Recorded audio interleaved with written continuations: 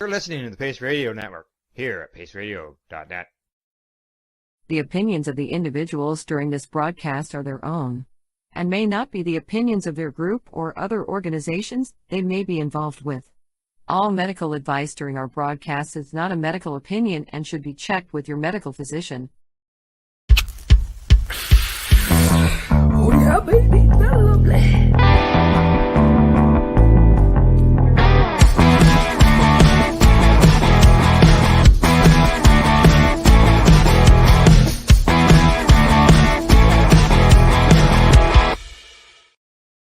Good morning, it's June the 26th, and welcome to Psychedelics and Cannabis Educational News. We're live here at paceradio.net and cbgtv.com. Good morning, Rev Kelly. How you doing?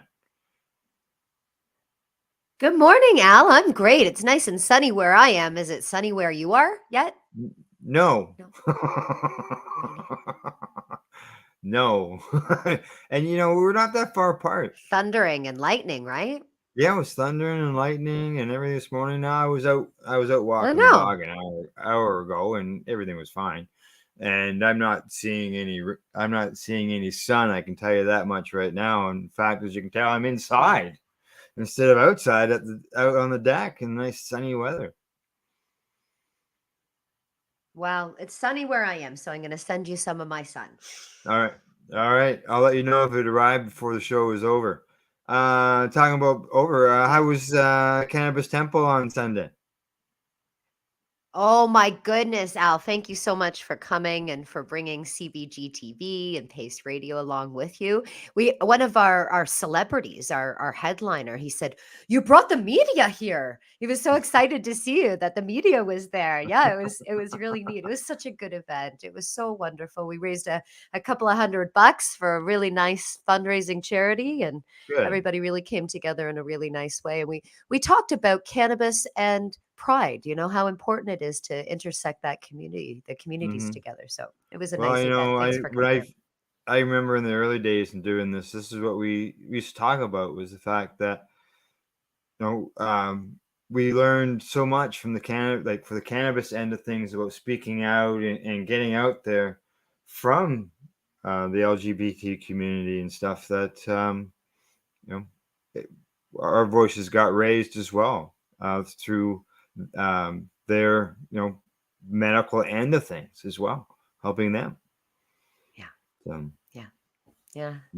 And you spoke on a panel about cannabis and AIDS a few years ago. Yes, yeah, exactly. In Peterborough as well, at the at a resort there. Yeah.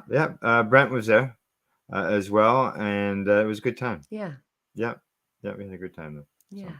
All righty, what do you say? Get on with the news? Yes. All right. First up from MJ Biz Daily. Headline says, Canada's cracking down on the words soda and cola on cannabis labels. Boy, oh boy. Yes. Health Canada is asking federally licensed cannabis producers to stop using certain words on labels and in promotions for infused beverages, warning they could appeal to young people. Yeah, the words soda, cola, root beer, or ginger ale do not comply with Canada's strict labeling promotions requirements for cannabis, according to an email obtained by MJ Biz Daily that was sent out by Health Canada to the companies producing the affected products. Those are flavors. What are you gonna say? Bubbly ginger flavoring? Like, how are you gonna? What are you gonna do here? Health Canada is requesting businesses to cease all non-compliant promotion and labeling of cannabis. That's what the email says.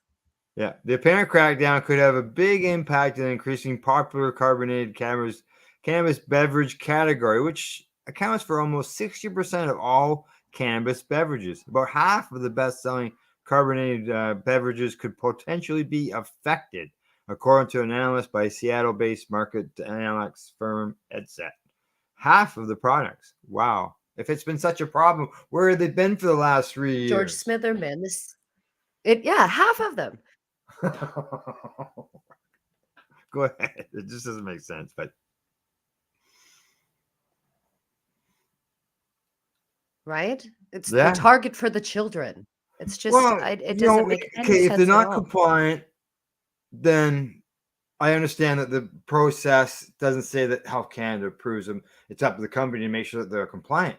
But these beverages and stuff have been out there. It was phase 2 after the first year, so we're going on to 4 years. Right. And Whole now they're time. bringing it up. Whole time. Now they're upset about it because now it's to be targeted to children. Because of course Yeah. the children are coming into the retail shops now, of course. Yeah, George yeah. Smitherman, CEO of the industry group Cannabis Council of Canada, is perplexed by Health Canada's latest actions, saying the array of beverages available to adults in a store where kids cannot go has improved significantly, but many companies will be put out of business by these prohibitions on nomenclature that are not rooted in science, he said in a phone interview. Another industry executive who requested anonymity voiced concerns about how Health Canada's move could undermine the marketing of infused beverages. Now, they say that it's unclear to me what alternative labeling would satisfy Health Canada, yet also properly inform potential consumers of what kind of product is on offer. Exactly. How can you Yeah. say it's root beer flavored if you can't say root beer? How do you do that? This Yeah, doesn't make yeah, any exactly. sense, right? Tree Cub beer. I don't know, Tree Cub. Yeah, there you go. There you go. And it's so weird. They've all these different flavorings. What, they're going to take grapefruit flavoring away next? Replying to inquiries from MJ Biz Daily, Health Canada acknowledged that it is communicating with the cannabis industry regarding beverages containing soda terms in their name. Wow.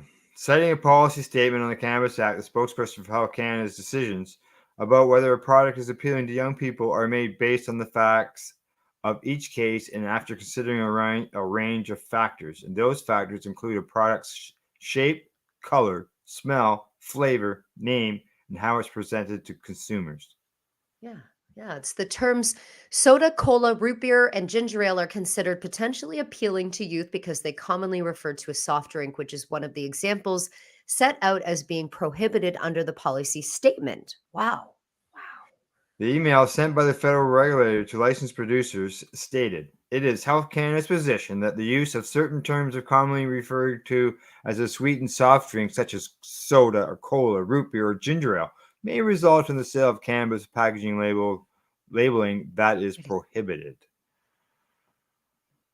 Wait just a second. I know that when I used to drink alcohol, I had root beer flavored alcohol. It was Oh, root beer. It was a can of beverage that was root beer. yeah, They I'm had sure those flavorings in alcohol.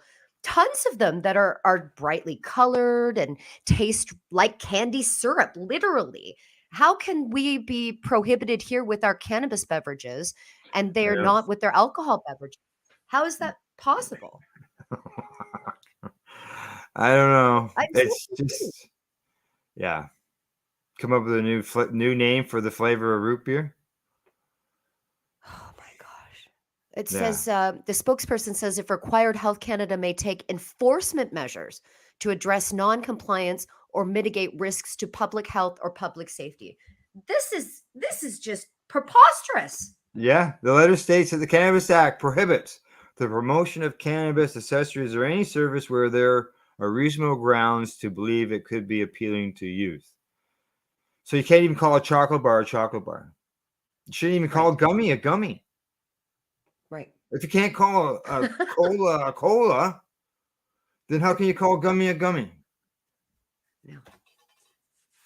Right? And you got all This is, kinds of those things out there. Right. Talks about that. And it goes on to talking about the market impact and saying that carbonated cannabis beverage sales have grown substantially in recent years. They really have. And it's the go-to. I talk to a lot of retailers and they say that's really people are coming in like in droves in the summertime. They're choosing cannabis beverages over alcohol beverages this summer for sure. And last summer they saw an upward swing with that too. So now what are they going to do? They're going to take it away? Yeah. Yeah. Come up with new names. It just doesn't make sense.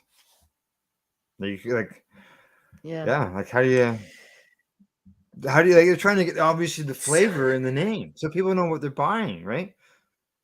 How Could do they you come up with even a do new name? No that? one's gonna know the flavor. They'll just call it guess the flavor beverages. Guess the They- flavor beverages. They'll just call it Yeah, that. yeah. We'll just Like you have to can't even guess call it every root time. berry.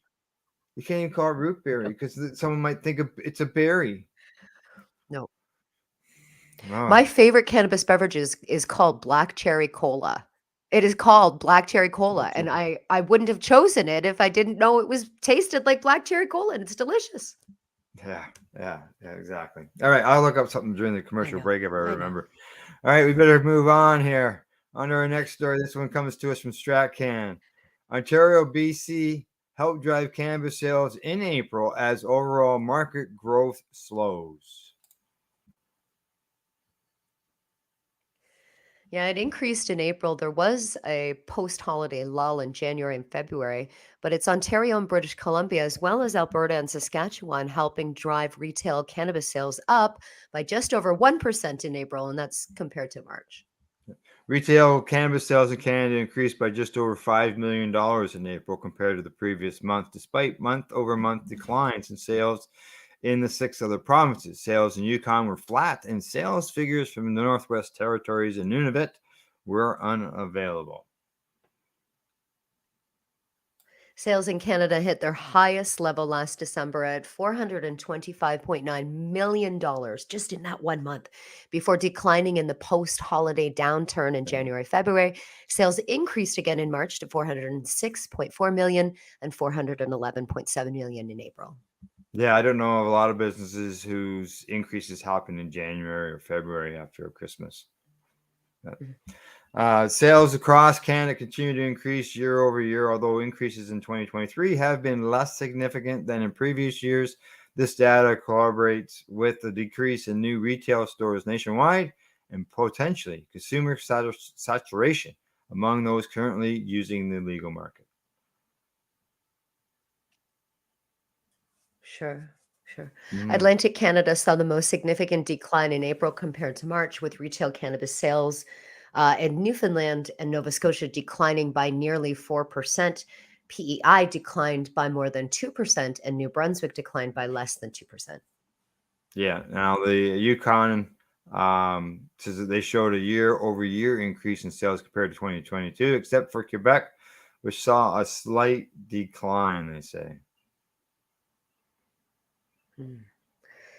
Cannabis retail sales continue to increase on a year-over-year basis. Looking at the trend of sales figures from January 2019, the rate of which sales are increasing is declining. It's actually, if not leveling off, around $420 million a month. That's great. Yeah, figures they stopped there. Sales tripled year over year from January 2019 to January 20 and nearly doubled the following year from January 21st to January 22nd or 2022. And sales increased by about 25% in the most recent year from January 2022 to January 23. And sales only increased by about 14%. Now, the number of retailers across Canada has also been leveling off in a similar trend. Quebec only added about 10 stores in 2022, and sales in the province were nearly identical in the past 2 years, according to its most recent annual report. Yeah, well, they only have government stores there, so no wonder there's only 10 stores that have been added to Quebec. Ontario saw a significant spike in retailers from 2020 to 2022, but has been slowing in the last year. The province has been hovering around 1,700 producers for much of the last year. Alberta has also seen significant retail growth in the last few years of legalization and settled out around 750. While those provinces still see new retail licenses issued, these are often accompanied by other retail closures. So I don't know why they said 1,700 producers, but it probably should have been 1,700 retail stores in Ontario. That makes more sense. Yeah. BC is the only province to have significant retail expansion in the last year, about 100 public and private stores. Why would it be public and private? And they added them from June 2022 to June 2023. What do they mean by that, Al? With 100 public and private stores, why would there be? Well, because private they have a stores? combined government stores and private stores like what we have here in the I province in see. I Ontario. see. I didn't realize that's what they meant. Like it would be like if our OCS had some stores. Correct. Yeah. Okay. And Okay. they say despite this showing in sales, the legal cannabis market continues to capture more of the overall market. A survey from 2022 showed that 67% of those who consumed cannabis in the previous year never obtained their products from the illegal sources. This is an increase from 63% and 55% in 2021. So there you go. Wow. Hopefully they're growing their own. Or they got a guy. They just got a guy. They like their guy. Got a good guy. Got a good guy. Yeah, growing your own. I got a That's guy. obviously going to When take you got a guy, you got a guy. You got a guy. You got a guy. All right. Well, we know one spot where it's not growing, and that is right here in our next story. That comes to us from MJ Business. Marijuana producer Canopy reports a 3.3 billion. That's with the B, people. Wow. Annual loss. $3.3 billion dollars in one This year. was the big giant. Canopy was the big giant of all of the giants. Canopy was the big one. And they've reported a net loss of 3.3 billion Canadian dollars for its fiscal year ending March 31st. The company warned of its ability to continue as is a growing concern. If you're losing that much money, like how do you even get to the Yeah. point to lose that much money? How do you get that much money to lose? You need to walk Yeah. away now, guys. Yeah, I'd say so. The Smith Falls, Ontario-based business attributed the net loss primarily to a $1.6 billion increase in asset impairment and restructuring costs, and $1.2 billion related to non-cash fair value changes. Wow. They reported a net loss of $330.6 million for its fiscal 2022. The company's management also disclosed a going concern warning. Yeah. Management has raised substantial doubt as to the company's ability to continue as a going concern due to certain material debt obligations coming due in the short term. So they're expecting that it's not going to last much longer by the looks of it. Yeah. There's no money there. No. Saying if we were unable to obtain additional capital, our financial results, financial condition, and our ability to continue as a going concern will be adversely affected, and we may have to delay or terminate some or all of our business development or commercialization plans or cease certain of our operations. Basically, people are going to get laid off. People are going to get laid off, but things are going to close down. Yeah, that's for sure. Now, as of March 31st, Canopy had $468 million in required principal repayments to be settled in cash within the next 12 months. So they have to come up with $500 million in the next 12 months to pay off our debts. That's a lot of cash. They failed to stabilize their sales in 2023. Yeah. Oh, yeah. Well, that's what happens. You don't have any sales, you don't get any money coming in. Yeah. Overall net revenue in the fiscal year of 2023 fell to $402.9 million. That's a 21% reduction from the previous year. Wow.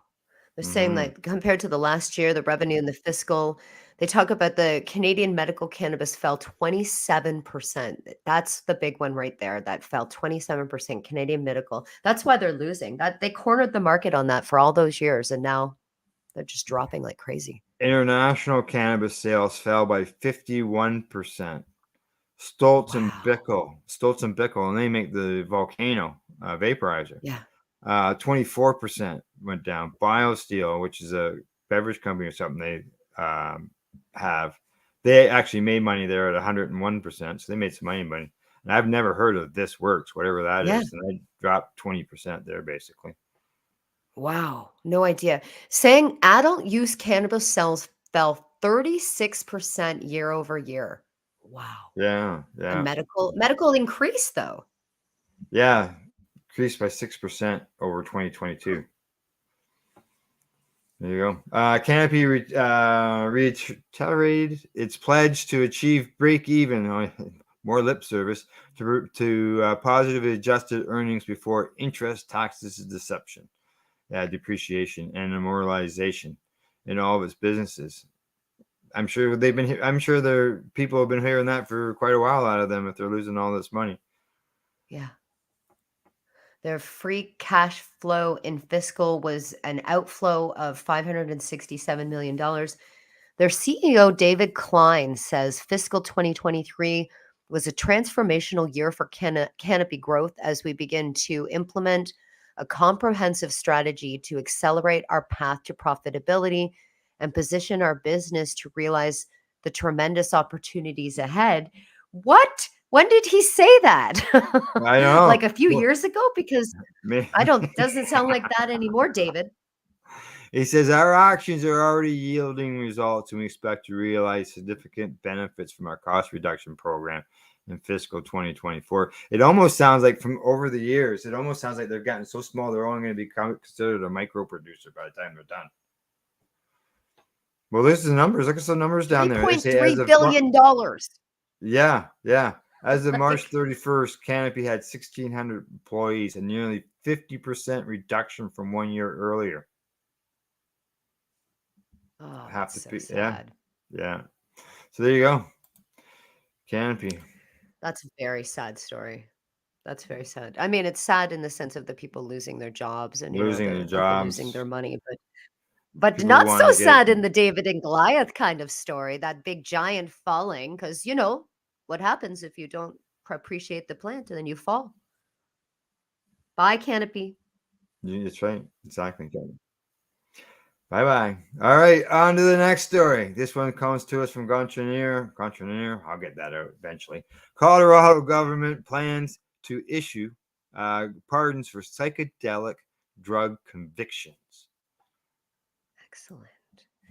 During remarks at the Psychedelic Conference in Denver, Colorado, Jared Paulus said he plans to issue pardons for all criminal convictions in the state that are related to psychedelic drugs. Axios reports that Paulus last month signed a bill to implement medical psilocybin legalization and decriminalize the personal use and cultivation of other natural psychedelics following a successful psychedelics decriminalization voter initiative in the state last year. During his remarks, Paulus also indicated that he wants insurance companies, including Medicare and Medicaid, to be required to cover the cost of psychedelic therapies. In this big quote here, it says, it is ridiculous that in this day and age, somebody suffering from anxiety, depression, PTSD can get medical coverage for very costly prescription drugs, but cannot get coverage for a treatment in a healing center that will address some of the underlying issues or causes of the issue, according to what Paulus says. Yeah. Paulus says the pardons would prevent individuals from being held back from employment opportunities. In 2021, Paulus issued 1,351 pardons for Coloradans convicted of cannabis possession. Yep, the ballot measure approved by voters decriminalized the possession, cultivation, and sharing of psychedelics and hallucinogens such as psilocybin, ibogaine, mescaline, and DMT for those 21 and older. Paulus has called the reforms a thoughtful, common sense approach. Sure is, Paulus. There you go. I like that guy. Looks like we got one more story to go before we go to our break. And this one is coming to us from MJ Biz Daily. And the headline on it says, marijuana company Tilray closes Hexo acquisition, eyes cost savings. Another one. Cannabis and beverage alcohol company Tilray Brands has closed its acquisition of Canadian cannabis producer Hexo Corp, creating what Tilray describes as Canada's largest cannabis company by revenue. The completed acquisition, announced late Thursday, comes after Hexo shareholders approved the deal on June the 14th. In April 2022, Tilray and them inked a strategic alliance that saw Tilray acquire Hexo debt in exchange for the right to buy their shares. The subsequent acquisition deal was announced a year later for an aggregate purchase price of roughly $56 million. Holders of Hexo's common shares have received 0.4352 Tilray share per Hexo share, and Tilray issued roughly $19.5 million in common.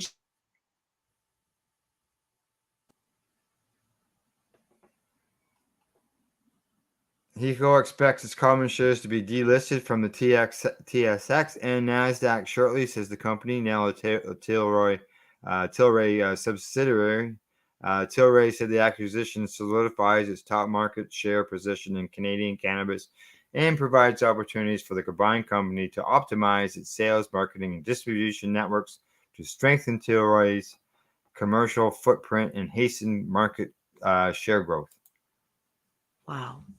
Cost savings are estimated to be in excess of $27 million on an annualized pre-tax basis, driven by synergies across production, sales, marketing, distribution, and corporate savings, with potential increment upside resulting from consolidating packaging, procurement, freight, and logistics.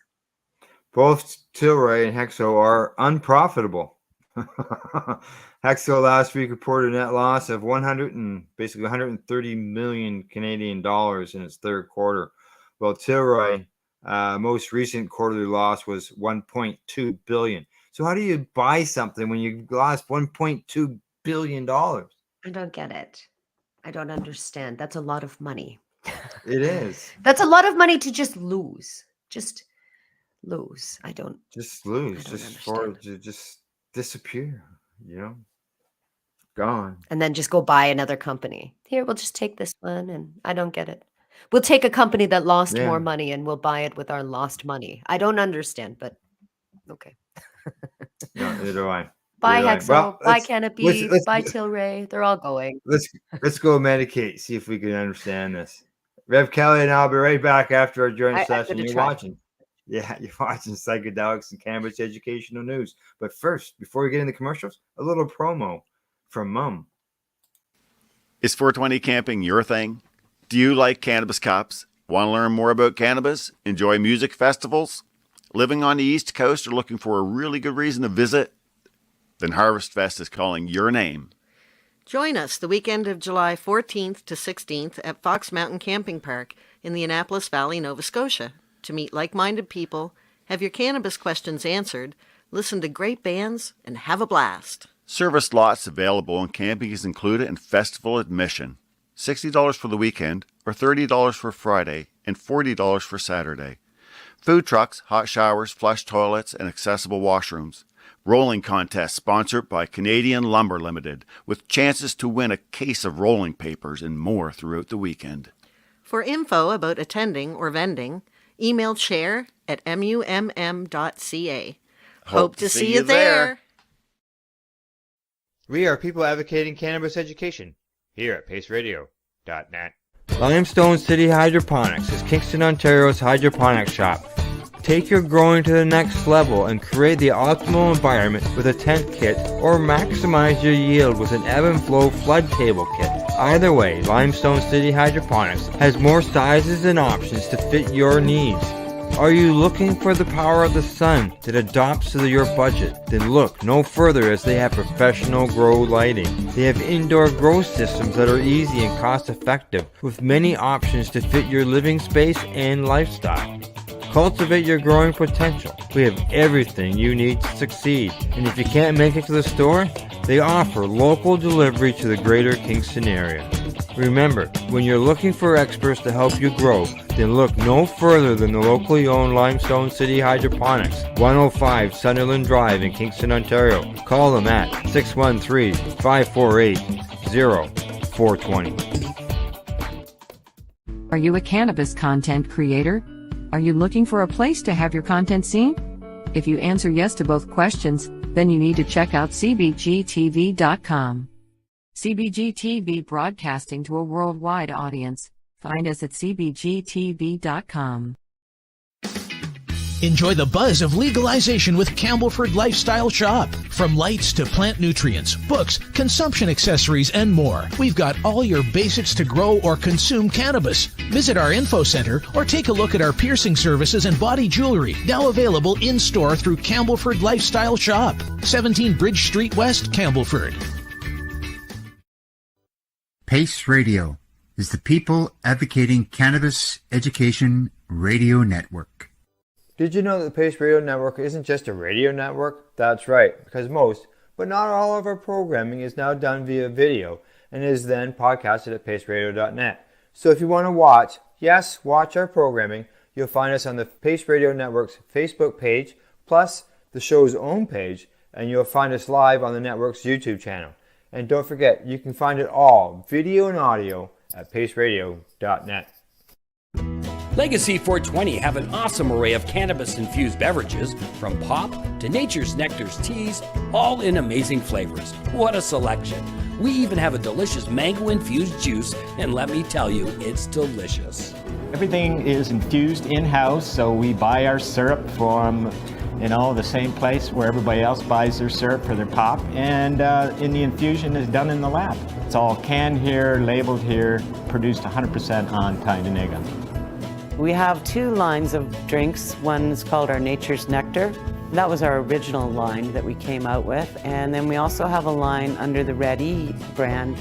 We have them in 10 milligrams, 30 milligram, and 60 milligram cans. What a great selection for a get-together with friends or after a long day. Remember, if you want to wet your whistle with on-site lab-tested products, come see your trusted partner. Legacy 420 out on your road.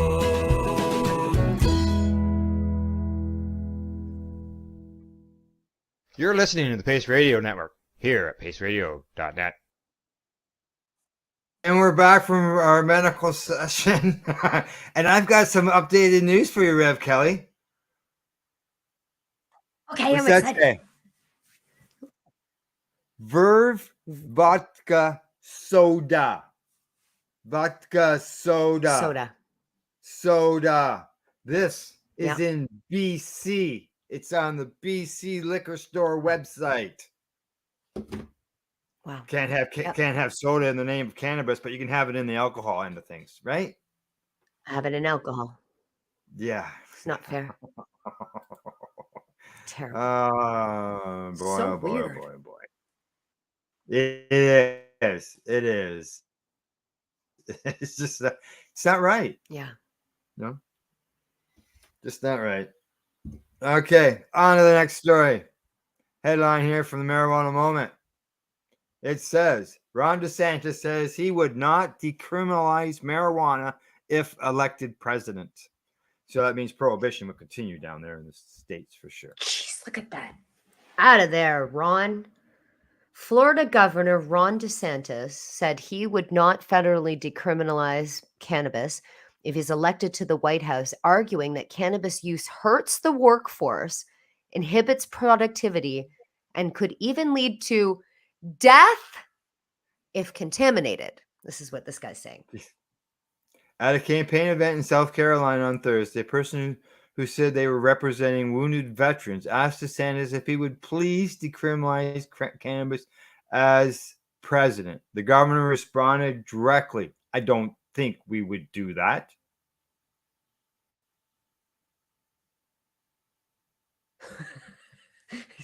He then talked about Florida's medical cannabis program that was enacted by voters, saying veterans are actually allowed access to cannabis under that model. But he said the issue is controversial because obviously there's some people that abuse it and are using it recreationally. DeSantis rattled off a number of concerns he had about cannabis use, starting with the potency of marijuana that they're putting on the street and his understanding that illicit products are being laced with other drugs such as fentanyl. So don't you think that maybe the answer to this is to maybe put it in a regulated spot where people can go in and get it from the store? Hey. There you go. Hey. If you do something with that, it could be good night right then and there, he says. You could die just by ingesting it. So I think that's problematic. He's sounding like Anslinger.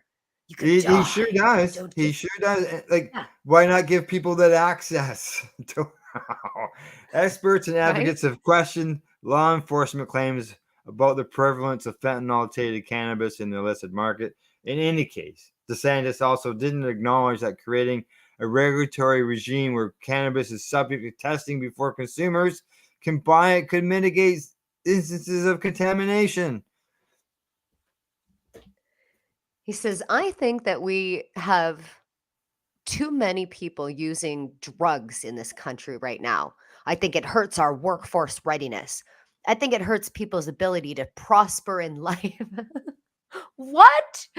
He said, adding that people he knew in high school who used cannabis suffered.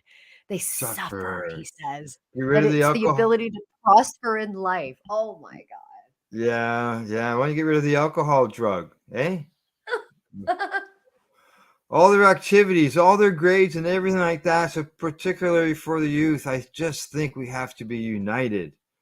He also plugged a Florida program overseen by his wife that involves sending athletes to schools to warn students about the stakes of using some of these drugs nowadays, and that this is not something you want to mess around with. Sounds like a DARE program. Meanwhile, we got athletes left and right that are saying, psychedelics or cannabis has helped them. Absolutely. And helps with recovery. It helps with Yeah. everything. My goodness. Who is he? Florida. He went on to say that in order to address the fentanyl issue, you've got to fight the supply, put the dealers in prison for a long time. But you've also got to work on demand, and you also have to work on treatment for people once they get addicted. So how's he addressing the demand? He's not making any spot for it to be available. So much for come to Florida for being free. The freedom state. Yeah, right. No You can't way. smoke a joint there. Nope. DeSantis' opposition to legalization isn't anything new, though this is the first time he's addressed the issue since launching his presidential campaign. Wow. Well, I don't like him. Florida Agriculture Commissioner Nikki Fried, a cannabis reform, right? A cannabis reform advocate who now chairs the state Democratic Party after unsuccessfully running for her party's gubernatorial nomination last year, reacted to the DeSantis comments by pointing out that polling shows that widespread public support for legalization and decriminalization among Floridians.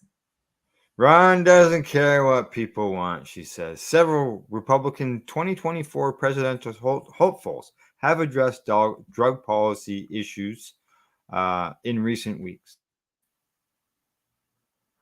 For example, former President Donald Trump seemed confused during a recent interview when he was confronted with the fact that he proposed a plan to impose the death penalty on drug traffickers, would have condemned a woman he pardoned and promoted it as an example of key criminal justice reform achievement during his administration.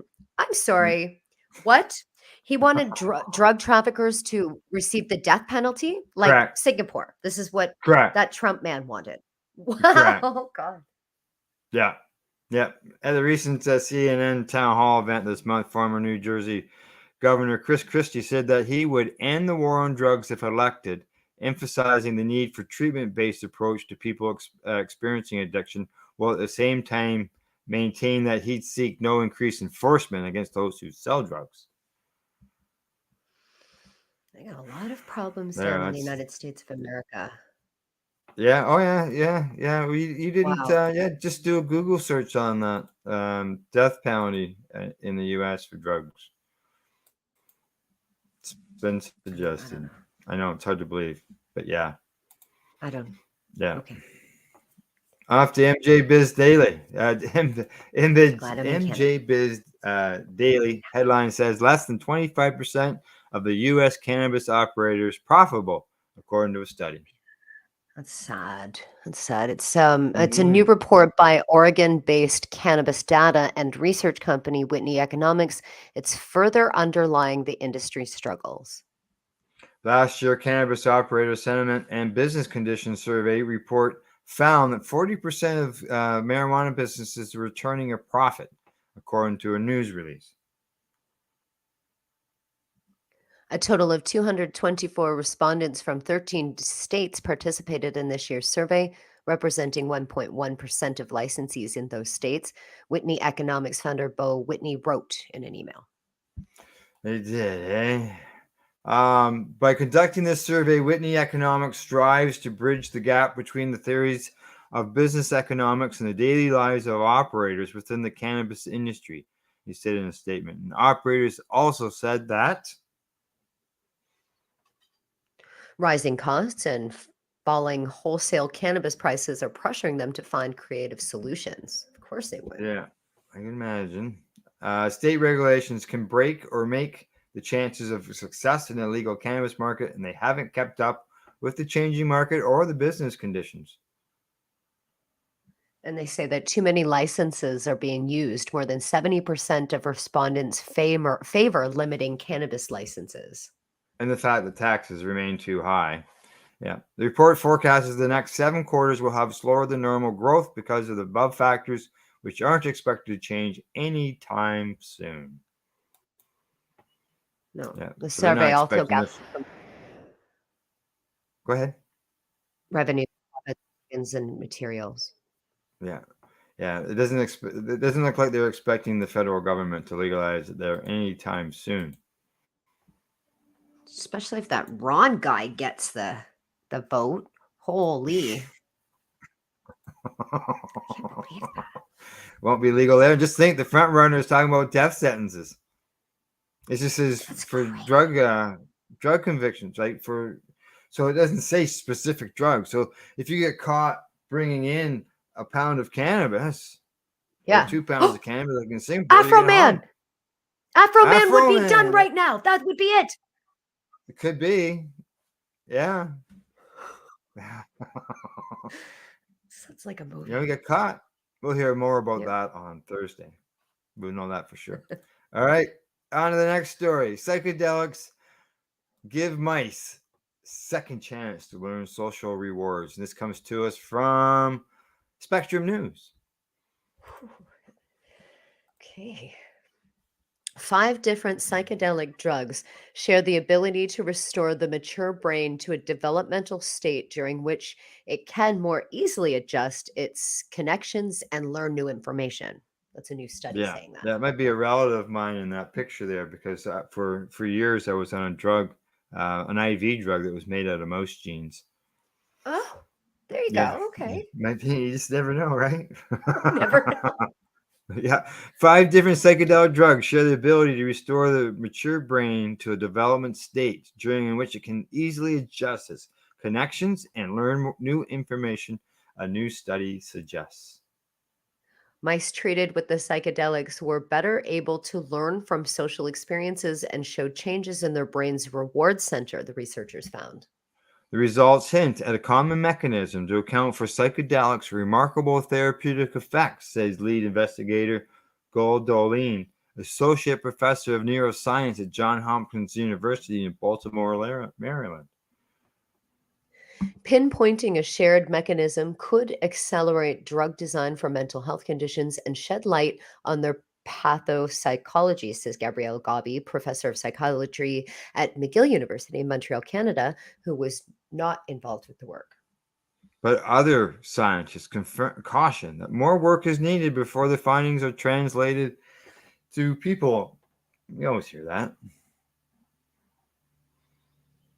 Of course, Dolan's group previously uncovered a critical period, a window of brain development during which brain circuits are particularly elastic for social reward learning in mice. The critical period closed by adulthood, but can be restored by treating the mice with psychedelic drug MDMA, also known as ecstasy. Oh, that's fun. Yet it was unclear whether the critical period reopened due to the drug's pro-social effects or the altered state of consciousness it induces. If it's the latter, all psychedelics, even those that don't increase social ability, should produce the same effect, Dolan says. Right. And then in the new work, the researchers treated mice with MDMA or one of 4 other psychedelic drugs not known to enhance sociability, which is psilocybin, LSD, ketamine, or ibogaine. Mice had previously learned to associate one type of betting with a social situation and another type with being alone. And given the choice between the 2 types of betting, Juvenile mice favored the one with the social environment, whereas the adults preferred the solitary one. Might be the same in adults when you think about it. Yeah. I don't know. Yeah. Then it goes on to talk about the adult mice being treated with any of the psychedelics, opting for the social bedding, hinting that the drugs reopened the critical period and made the mice more sensitive to social rewards. It's a really Yeah. great big study with the mice here. Yeah, it's a big long story. So check it out. It's up on the Psychedelics and Cannabis Educational News Facebook page. You can read the whole thing, the whole story while you're there. Thanks. Right? Mice, they use a lot of mice in research, don't they? I was thinking about that, and then I'm thinking, like, are the mice are going to start being different colors, and they're going to start, coming alive and being psychedelic mice. I'm picturing them, little Psychedelic mice. bandanas, and it's cool. Maybe. All right. On to our next story. This one comes to us from MJ Biz Daily. U.S. House Committee approves research for medical cannabis and psychedelics. Yes. A Republican-led congressional committee approved amendments in a massive defense bill to fund research and a pilot program to study the effects of medical cannabis and psychedelics. The House Armed Services Committee on Wednesday approved the measures from GOP's reps Nancy Mace of South Carolina and Morgan Tuttrell of Texas. Mace, who has been linked as a potential presidential running mate for Trump, previously introduced the state's Reform Act and on behalf of the U.S. Cannabis industry. I don't know how she could be a potential running mate if he wants death sentences. Right. How does that make sense? The medical cannabis and psychedelics legislation was included in the National Defense Authorization Act, which sets the annual budget and expenditures of the U.S. Department of Defense. The NDAA must be approved annually by Congress, and the medical marijuana-related amendments require the program to cover individuals who receive services from Veteran Affairs Department. The pilot program to be conducted in one or more states with an approved marijuana regulatory program, and the last one was compiling and publishing relevant data collected by state-approved marijuana regulatory programs. Sounds good. I like that. The clinical study assessing psychedelic treatments would enroll service members only with post-traumatic stress or traumatic brain injury or chronic traumatic something. Treatments would include psilocybin, meth, the commonly known as MDMA, the ibogaine, and DMT. Wow. Yeah. And I always thought that Canada lost out on an opportunity for these last 20 years to have patients voluntarily give them up, information as far as, report on how they're finding that cannabis is helping them. For sure. And they didn't, right? And they didn't. They could have. And there could be a lot of studies happening right now in our country. No. There should be. You could have. Right. Yeah, exactly. And researchers could have maybe gone through some of this stuff and maybe even gotten hold of patients and went further with it. But yeah, no. Maybe then we wouldn't be using mice so much. Human studies. Maybe. That's right. They'd be able to run around the field instead of in the cage. On the little wheel.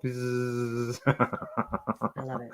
They'll be running away from the birds in the sky. Okay, on to our last story of the day. This comes to us from High Times. White Supremacist says MDMA drove him away from extremist beliefs. Yeah, this article blew my mind when I read it. The scholarly research surrounding psychedelics remains fairly limited, while our understanding of the likes of MDMA and psilocybin has broadened in recent years. Academics are still in some ways playing catch-up from the decades in which some drugs were strictly forbidden, even in a scientific setting. That means that in an age when policymakers and research institutions are increasingly receptive to the therapeutic and medical value of psychedelic drugs, extraordinary discoveries are always in the offing. A newly released book explores one potential breakthrough in I Feel Love, MDMA, The Quest for Connection in a Fractured World. The journalist Rachel Newer digs deeper into the case of a prominent white supremacist who says he was dispelled of his bigoted beliefs after participating in an MDMA study. No. The way I'll get that out. He was identified by a newer only as Brendan, had taken part in a double-blind trial in early 2020 conducted by Harriet DeWitt, a professor of psychiatry and behavioral science at the University of Chicago. In an excerpt from his book that was published last week by the BBC, DeWitt encountered her astonishment when she and her research assistant Mike Bremer read Brendan's response to the questionnaire. Right. So then they read this and, of course, panicked. Strangely, at the bottom of the form, Brendan had written in bold letters, "This experience has helped me sort out a debilitating personal issue. Google my name. I now know what I need to do." So Noah wrote, seeing this cryptic message, both Bremer and DeWitt were worried. We really had to look into this, DeWitt said. They Googled Brendan's name and up popped a disturbing revelation. Until just a couple of months before, Brendan had been the leader of a U.S. Midwest faction of Identity Europa, a notorious white nationalist group rebranded in 2019 as the American Identity Movement. 2 months earlier, activists at Chicago Anti-Fascist Action has exposed Brendan's identity, and he had lost his job. So he was the leader of a white supremacist group up until this point. Correct. Newer wrote that DeWitt was very worried, but after she dispatched her assistant to speak with Brendan, he discovered that a murderous spree turned out to be the opposite of what Brendan had in mind. Brendan told a stunned research assistant that love is the most important thing, and nothing matters without love. What? Right? Yeah. I was like, what? That's incredible. Now, after hearing the story, Newer said that she looked into Brendan's story herself, saying MDMA does not seem to be able to magically rid people of prejudice, bigotry, or hate on its own. But some researchers have begun to wonder if it could be an effective tool for pushing people who are already somehow primed to reconsider their ideology towards a new way of seeing things. While MDMA cannot fix societal level drivers of prejudice and disconnection on an individual basis, it can make a difference. In certain cases, the drug may even be able to help people see through the fog of discrimination and fear that divides so many of us. Wow. Wow. Newer describes Brendan's experience on the double-blind trial and the expert via BBC, saying, when Brendan saw a Facebook ad in early 2020 for some sort of drug trial at the University of Chicago, he decided to apply just to have something to do and to earn a little money. At one of the visits, he was given a pill. He didn't know it, but he'd just taken 110 milligrams of MDMA. At that time, Brendan was still in the denial stage following his identity becoming public. He said he was racked with regret, not over his bigoted views, which he still had, but over the missteps that had landed him in his predicament. About 30 minutes after taking the pill, he started to feel peculiar. Wait a second. Why am I doing this? Why am I thinking this way? He began to wonder.